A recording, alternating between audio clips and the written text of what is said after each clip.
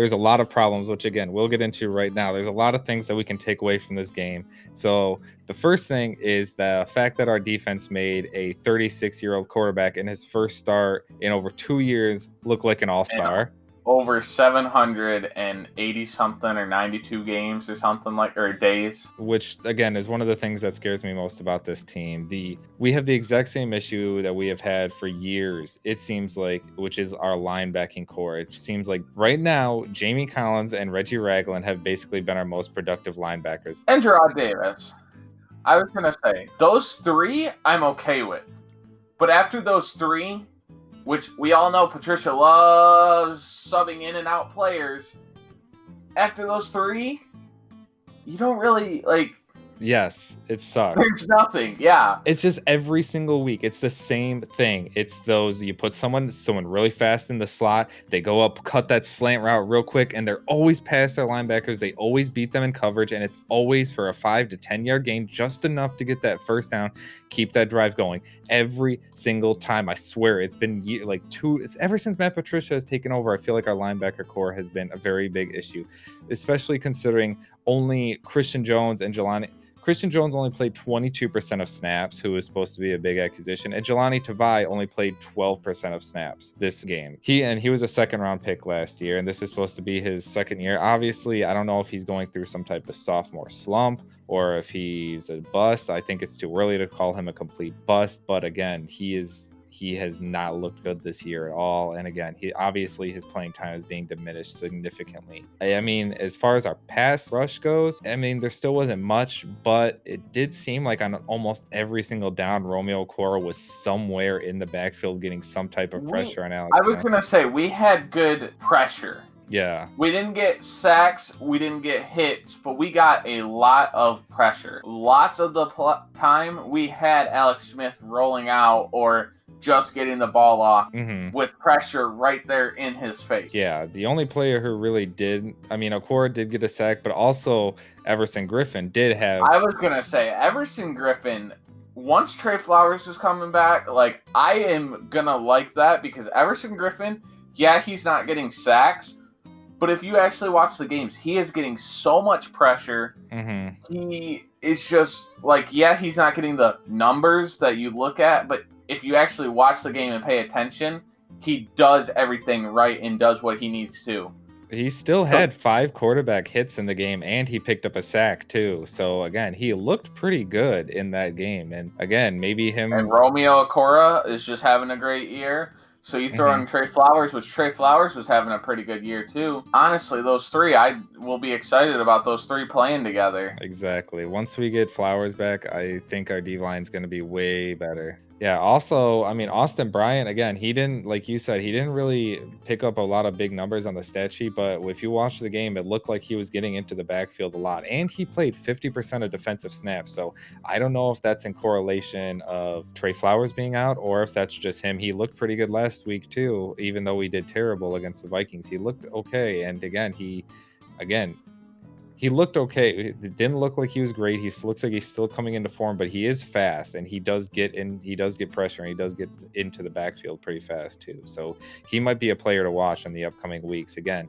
with Flowers out, again, obviously he's going to be out this week, but possibly the following week, maybe, we don't know, but maybe watch out for Austin Bryant, because he might be a player to really step up and hopefully get some help out our pass rush, which we really need. Another thing, again, the defensive line is looking okay.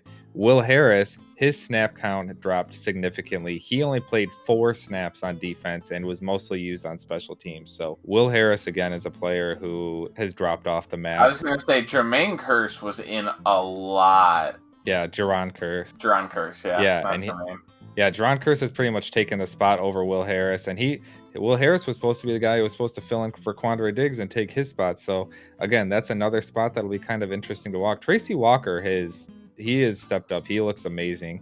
And again, you could definitely tell last week when he was out that we struggled, but with him back, that's the problem. The secondary is pretty decent. They don't really let up huge plays in the passing game. It's always those dink and dunk passes that always just result in first downs, just enough to keep it going. And then our pass rush seems to be okay, but it's not good enough that he could get it out in time. So again, we just need those linebackers who can bring that extra pressure. One more thing about the defense. The Lions did play 69.6% of defensive snaps in the zone in the first half, which we only allowed 3 points in the first half. And then we ended up switching to 62.9% man coverage in the second half. And then that's when we blew a 20-point lead. And that's in the thing of, we have the lead. Let's play a little bit back. Let's play what we want. Like, he gets too conservative when we get the lead. And that's what makes me, when we get the lead, it makes me nervous that I would rather be playing from behind, because he lets off the gas and he stops bringing pressure. It seemed like once we got the lead in the second half, he was only bringing 3 players every single down. Like, he wasn't bringing any pressures or any packages or anything like that.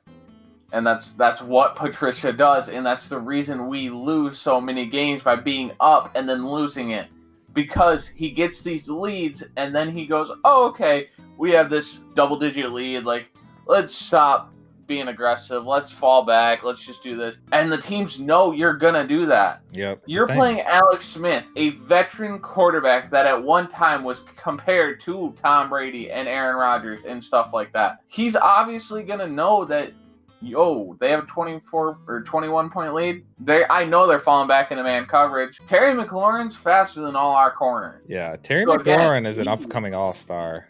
I was going to say, he just had to do that short little route, and boom. He's faster than all our players, and obviously Smith knows, they're playing man, so I know he's really only going to be covered by one person. You have to be smart, and Patricia just, I don't know, like, he just lets off the gas and just, let's just play man, just man the entire time. Like, you can't do that. You've got to switch it up. You still got to bring pressure. You don't let the foot off the gas.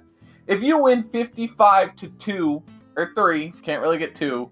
I mean, you kind of safety, but 55-3, nobody cares. Nobody's gonna be like, wow, you guys really had to do them like that. Like, no, nobody's gonna care. Exactly. It's just, you think when you look at numbers like that Matt Patricia automatically goes, we should play more zone, which, like, obviously, like you said, you can't just play zone 100% of the time. You have to be able to switch it up and be versatile, but clearly you can't switch it up for that extended period of time, because that's when we allow points. And also, if you look at something on the season, if you look at all the wins the Lions have, those were all games where we played either 55 or less % of man coverage. I mean, they were all less than 50%, except one game. I think it was the Jaguars. We played 55% of man coverage the entire game. But other than that, all the games that we've won are less than 50% of man coverage. So clearly it's the zone that is the more effective, that gets us these wins. And this is all according to ESPN stats and info, which I'll link down below in case anyone's interested or doesn't believe me in what I'm saying. But yes, it's just a continuous problem that Matt Patricia has, that he lets off the gas when we get a lead. Basically, if you come to a big lead, he lets off the gas. So